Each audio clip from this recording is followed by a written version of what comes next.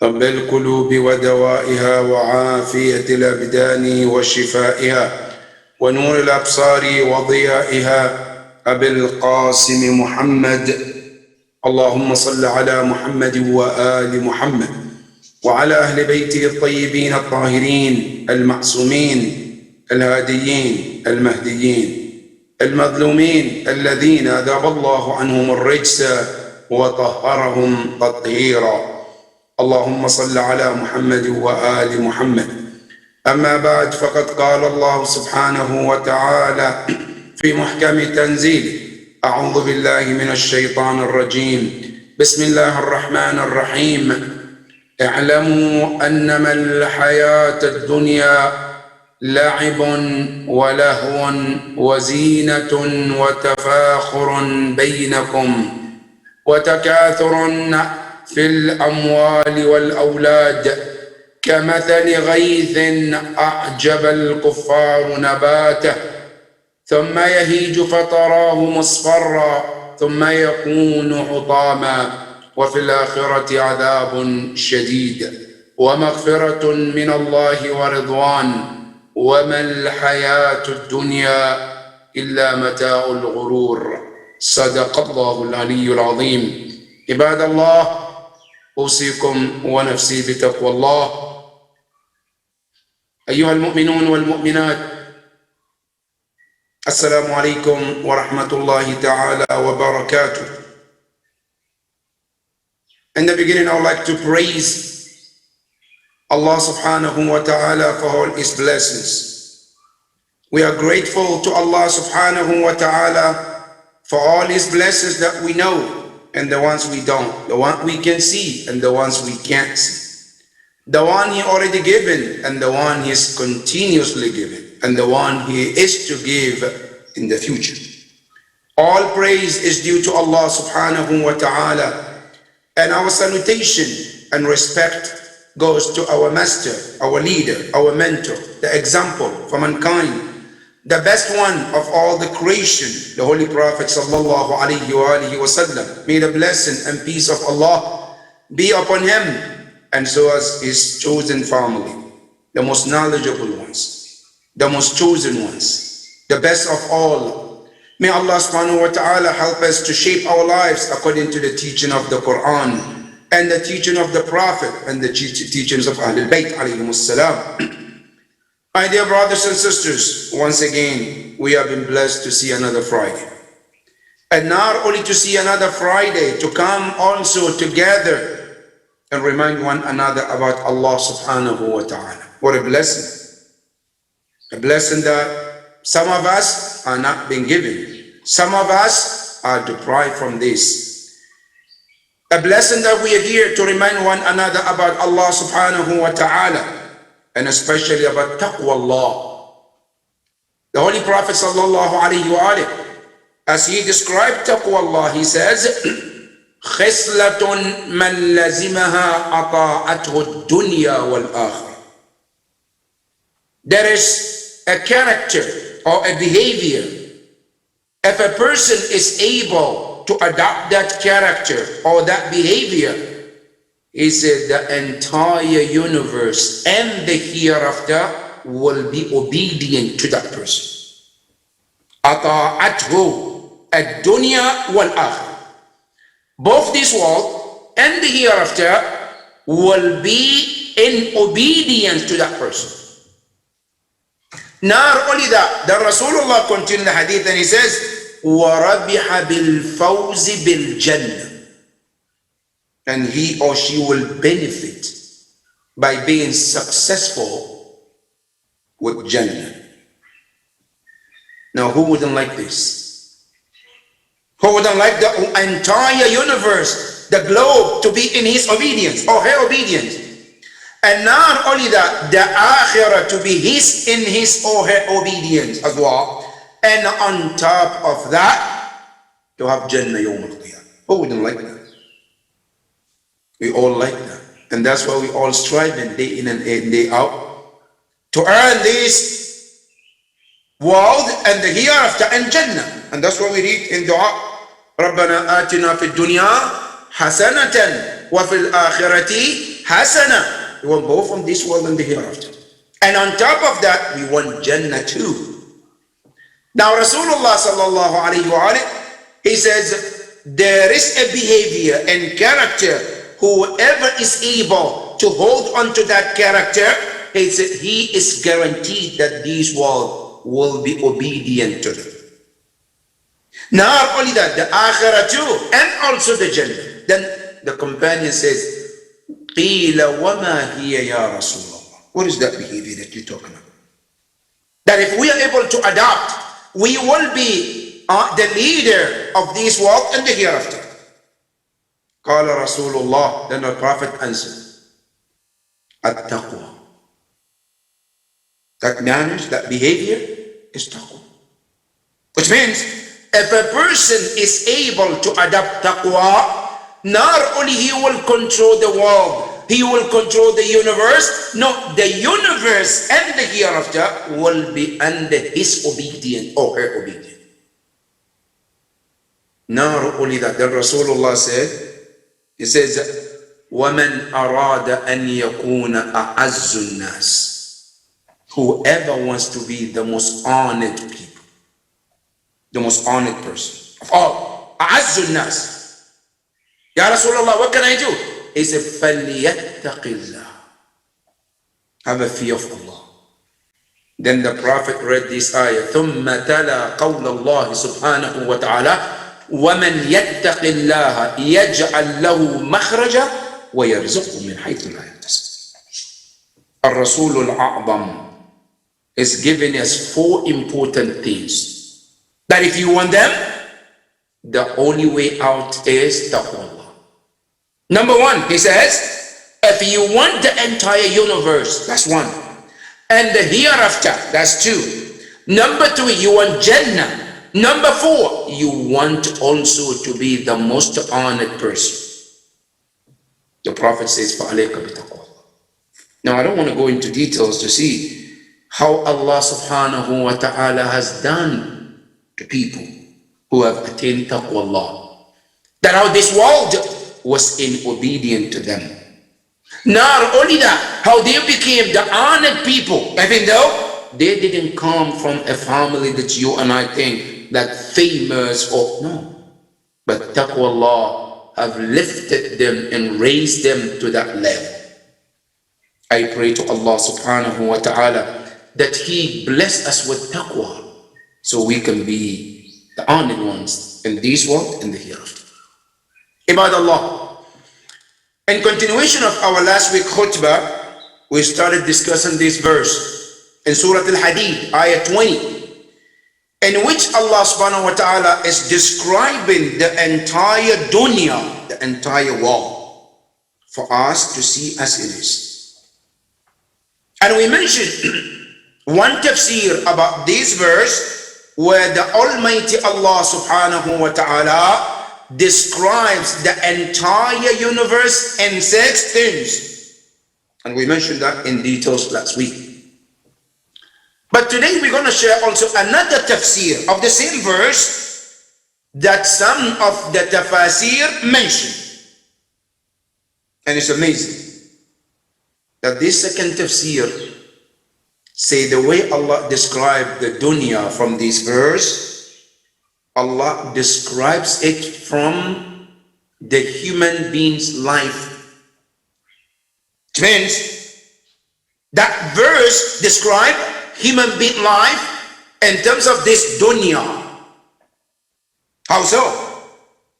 When the ayah says, اعلموا أنما الحياة الدنيا لعب ولهو وزينة وتفاخر بينكم وتكاثر في الأموال والأولاد.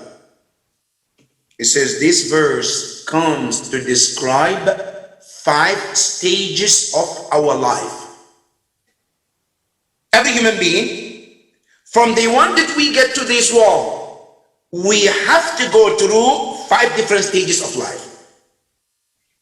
And each stage of these lives is what this verse describes. Now what is it? The first one, they call it marhalatut tufula, which means the childhood. You know, when a child is born, and we all have been through that. In 7 years of their life of child, all what matters to them is what? Is play. Nothing is more important to a child other than to what? To play. Whether it's midnight, whether it's daytime, whether it's morning, nothing matters. The only thing that matters is play. And you can see that. Some of us who are parents, you can tell. Sometimes a child wakes up at 2 a.m. and you want to sleep, you see the baby want to play. The moment you start playing, you start crying. When you come back to play with them, mashallah, they are happiest person. Because that is what matters to them. That's called marhalatut tufula. The childhood, what matters to them is play.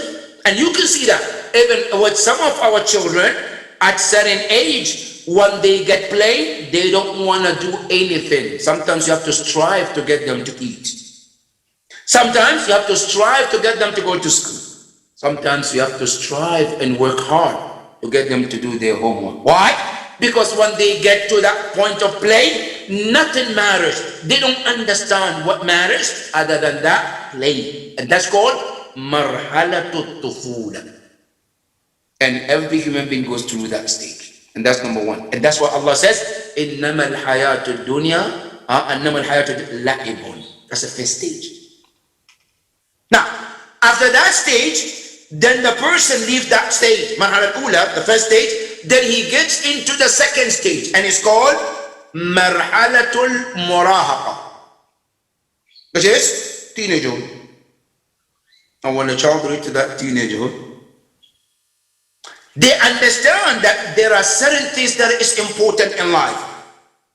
They know they're not supposed to do certain things in life because it's important. But what happened? Then they get taken by certain things that are no longer important. They can understand, they have a homework, and they know it's important. You want to get a good grade. They know that, right? But when they get their game, or when they get their favorite show, right? Now, the important things that they're supposed to do, which they understand, what happened? Put aside, and they focus on something else. And that is called al-lahu. And we all have been through this too. Certain time in our lifetime, we understand that certain things is important. We need to do this, right? For example, as a child in the house, your mother or your father tells you, you have to do ABC by the time I get home, right? And the child said, yes, dad, or yes, mom. They know that it's important. They know they are told to do it, right? Now, the moment the father leaves home or the parents leaves home, the child finds something else to do for their own pleasure. Forgetting what? What they were told to do. Sometimes the father comes back home and whatever he or she told the mother told them to do is undone. Now you have to yell, you have to scream. Or sometimes, the moment they see the car was pulling the drive-thru, that's when they start to do. That's called al-lahu. And many of us have gone through this. So Allah subhanahu wa ta'ala says the second stage of this dunya is what? It's called lahu. Where a person reaches to a stage, they know what is important. But what happens? They neglect it for something that's for their own pleasure. That is number two. Number three, this says, also is called marhalatu shabab. When a person becomes at the age of youth, now then things change. What happens? Called marhalatu zina. The time of looking good. My look becomes so important. And you can tell this, especially our sisters, when you come to that age, mashallah. Sometimes the look can take hours. I want to go to, for example, wedding, which always like maybe about 2 hours or 3 hours, but it might take me 6 hours just to look good in order to show my appearance. That is called marhalat zina. You see, some teenagers at that point, some youth at that point, whether it's male or female, they would not go out with certain look. There's nothing you can do for them to go out without looking the way they want to look. They cannot wear clothes out without being ironed. It's not bad, it's a good thing. But it becomes obsessed of those things at that point of life. As zina, the person have to dress certain clothes. Now, if you buy them something different, doesn't matter how expensive it, no, they're not going to, because that's not the style. Now, when you buy them certain shoes, no, they're not going to wear them, because that's not the style of that time. Everything is about style. That's called zina. Now, at that point, a person is focusing on look, appearance. That's called marhalatul shabab. That's the time of youth. Especially at that age when we start working. MashaAllah, you have to look certain way, to look sharp, to look decent. You have to look this. It's all good. It's not bad. It's not haram. But it's some form of life. Because as you know, this stage of life will fade out. Because when you reach at the age of 80, that doesn't matter anymore. Right? So now, at that stage, it's called marhalatul shabab. That is the age of what? The person becomes youth and he is, it's important. What is important to them is how they look. Now, they pass that stage, which he is, right? Now, what happened? They got to another stage, which is number 4. At that stage, it's not about look. It's called marhalatul tafakhur wal ulum. At that point, the person wants to look back and see what they have achieved. I have my own driver's license, and you know that. Those of us as parents, you know that. Right? Now, at that point, what I want to achieve is to get my driver's license. What I want to achieve to make sure that I get a job, I get a better job, I have a house, I have my apartment, I have my own car, I have. Now, then I look and say, look, I have done this, I'm on this, I have this. Now, tafakhur, that is another stage where the achievement becomes the most important in life. And not only that I am focused on what I have achieved, I also try to feel proud of myself for whatever I have achieved, and looking down upon those who are not to that standard. And that is called marhalatul ulu wat tafakhur. That is number 4. Number 5, they say al marhala al akhir, the last one, and it's called marhalatul mali wal awlad. You can paint the stage where a person is now focusing on family. I need to have children. I need to have this. I have to have that. I should. That's the last stage. But what is amazing is here, our mufassirin, they say these 5 stages is not the same for everybody. Why? Some people, they get stuck from marhalatul tufula till the end of their life. They never change. Some people, they're 80 years old, but they still like children. They still like to play. Right? They never grow from that stage. Some people, no, they grow from the first to the second, which is the marhalatul al-murahaka, where they like to focus on things that is not important, and they stay through that for the rest of their life. Some people, no, they grow from that and they enter in the third one, shabab, and where they become, their look is very important. Now, some people, they stuck into that for the rest of their life. Now, so it's not for everybody that you have to change from one to the next. No, some people, they might stay from the first one and never change for the rest of their life. Some people might go to the second, to the third, to the fourth. Some, they might stick to the fourth for the rest of their life. And then our scholars, they say what? They say this period of time from tufula to the fourth, to the fifth, sometimes it takes 40 years.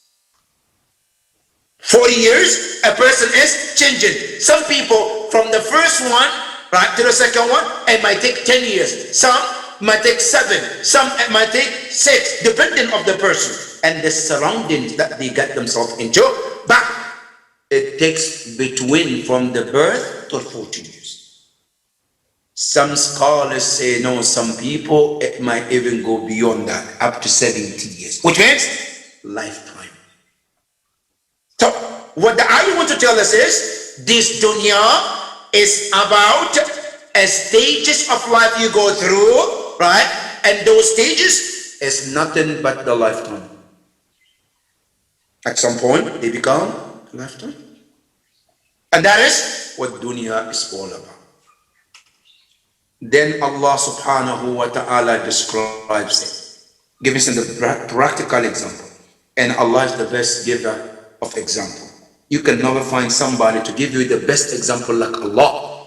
And that's why Quran says, وَلِلَّهِ الْمَثَلُ الْأَعْلَى. That Allah, He is the one who has the best examples ever. What is the example? Allah subhanahu wa ta'ala said, the example that we just gave about life and the stages of life that we go through, it said the example is what? It said, كَمَثَلِ غَيْثٍ. Al-ghayth in Arabic, al-matar, rain. Example of rain. What does rain do? That rain, when it falls on what? On a plant, what does it do? It gives the plant a life. Like the way when we are born, right? Now giving birth is like rain. Now, the moment we are born, right? We start going through stages. Now, the same thing when the rain falls on the plant, what happens? It gives it a life. Now, how does that life go? It says, أَعْجَبَ الْكُفَّارِ. That plant, at certain age of that plant, what happens is the plant becomes very, very good looking, very nice, because especially during the time of spring, where everything is green, it's a lot of rains. You look at the plant, it's so beautiful. You look your right, it's green. You look at the left, it's green. Everything looks green at that point. But the question is, how long this green is going to stay? Is it going to be there forever? No. That's what the ayah is saying. It says, the greenish of this plant, أَعْجَبَ الْكُفَّارِ. It amazes the farmer. Al-Kuffar here is the plural of the word kafir. And kafir means a farmer. Because you know the Arabic word, the word kafir was used to be meaning a farmer. Because the word al-kufr, kufr means to dig a hole and put a seed and cover it. Now, a farmer, what do they do? When they farm, they dig the hole and they put the seed and they cover it. That's called kufr. Now, so the actor of the verb is called kafir. But in Arabic, this word kafir is called kalima manqula. Manqula means it was used for one meaning and then at some point it was changed to mean something different. So before Islam, the word kafir was used for a farmer. Then when Islam came, changed the meaning to mean disbeliever. Why? Because a disbeliever, when they come to this world, they already have faith in their heart. Right? Now, when they arrive, because of their parent or the circumstances or the surroundings, then they dig their heart and take whatever is placed in there. And what do? They put something different and they cover it in their heart. Not practically, but we're talking about how the belief they have, how the believing happens to people. Now, you believe in something, you keep it in your heart. Now, so when the person puts something in there and keeps it there for themselves, it's called amaliyatul kufr.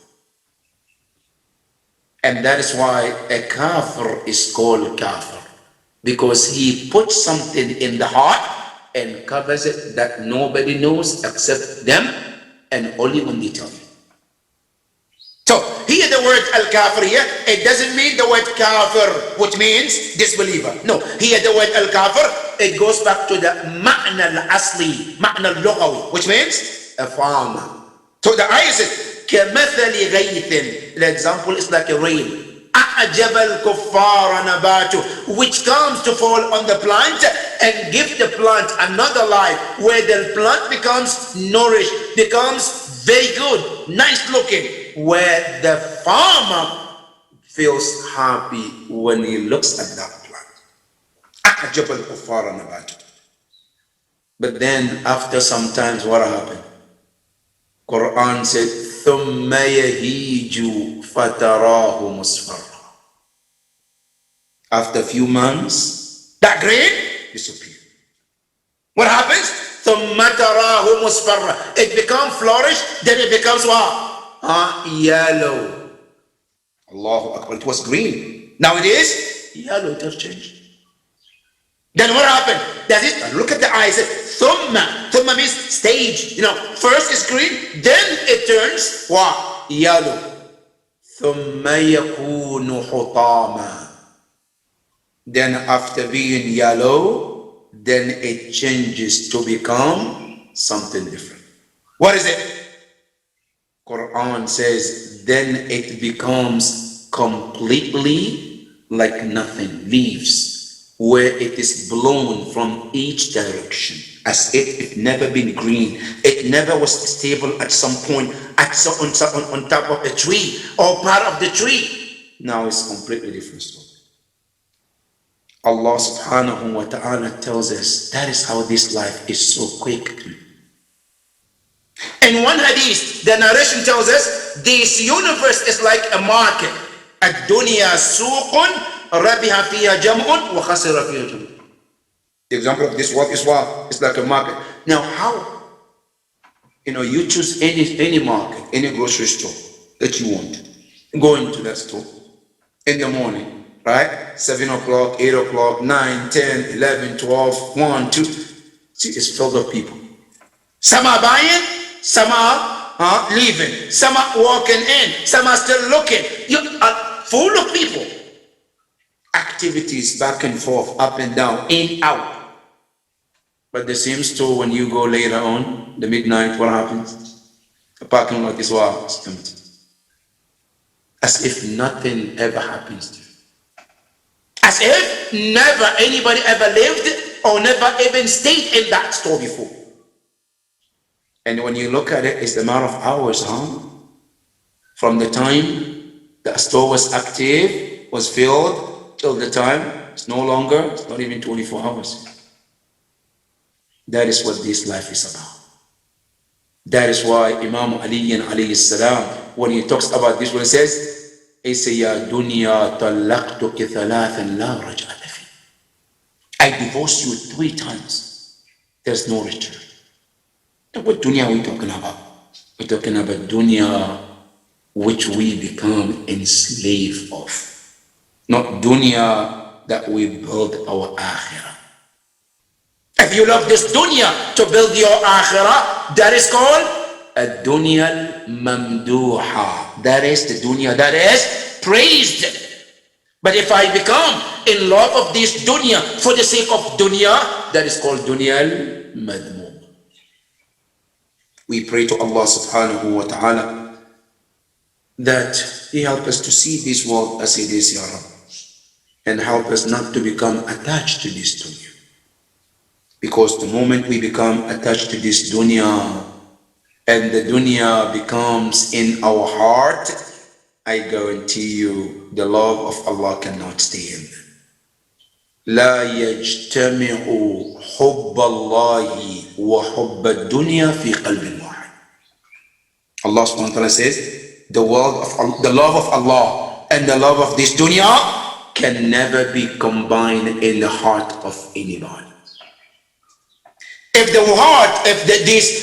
dunya, the love of this dunya stays in the heart, then the love of Allah leaves.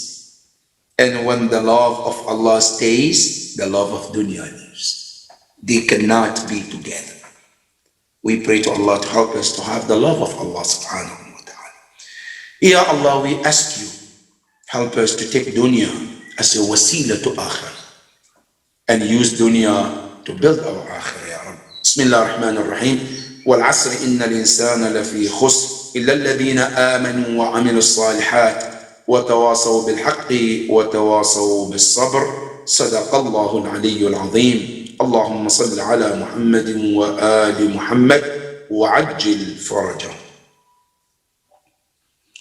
بسم الله الرحمن الرحيم. الحمد لله بارئ الخلائق أجمعين، ثم الصلاة والسلام على من بعث رحمة للعالمين، سيدي وحبيبي ونور قلبي، طب القلوب ودوائها، وعافية الأبدان وشفائها، ونور الأبصار وضيائها، الذي سمي في السماء بأحمد وفي الأرضين بأبي القاسم محمد. اللهم صل على محمد وآل محمد وعلى أهل بيته الطيبين الطاهرين المظلومين الذين أذهب الله عنهم الرجس وطهرهم تطهيرا. اللهم صل على محمد وآل محمد وعجل فرجه.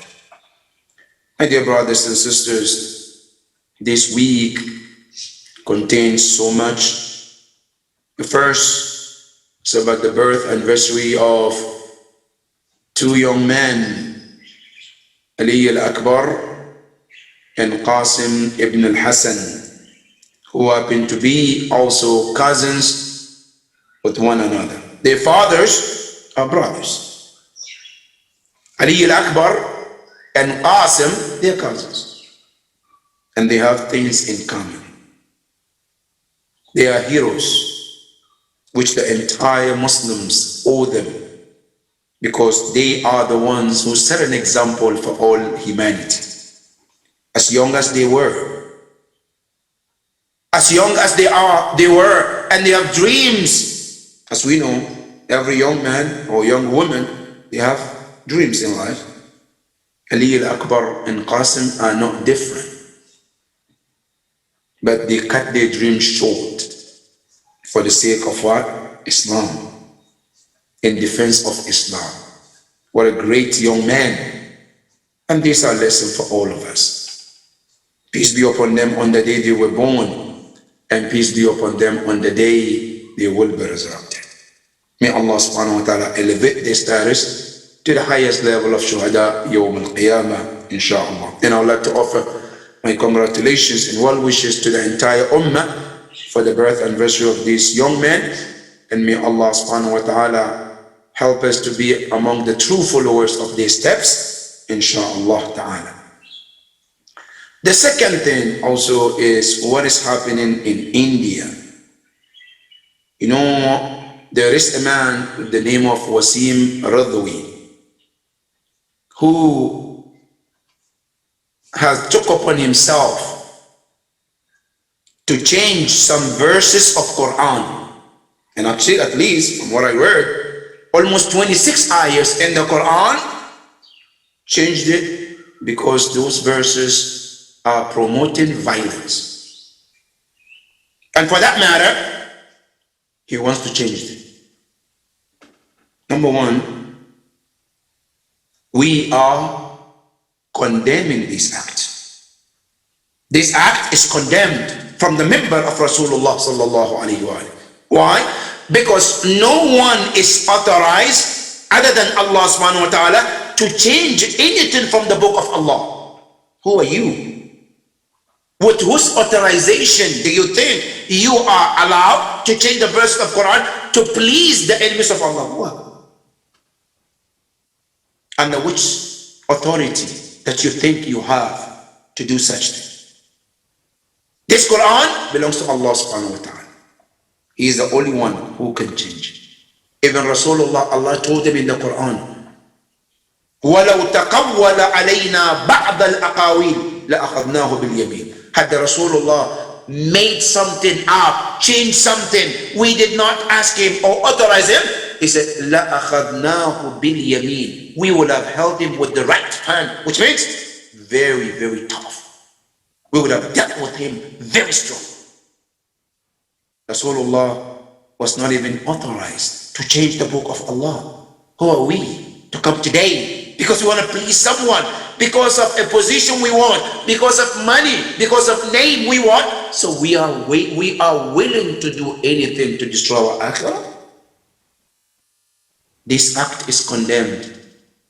And we hope that our Muslim world will also come out and condemn this act and keep Quran as it is. But whatever he or his companions do, they cannot change the book of Allah. Allah subhanahu wa ta'ala tells us in the Quran, إِنَّا نَحْنُ نَزَّلْنَا الذِّكْرَ وَإِنَّا لَهُ لَحَافِظُونَ. We are the protectors of the Quran. We are here to do our part in terms of condemning the book of Allah, but no human being, no group, no any political group can change the book of Allah under no circumstance. That time has already passed because the protector of the Quran is Allah subhanahu wa ta'ala.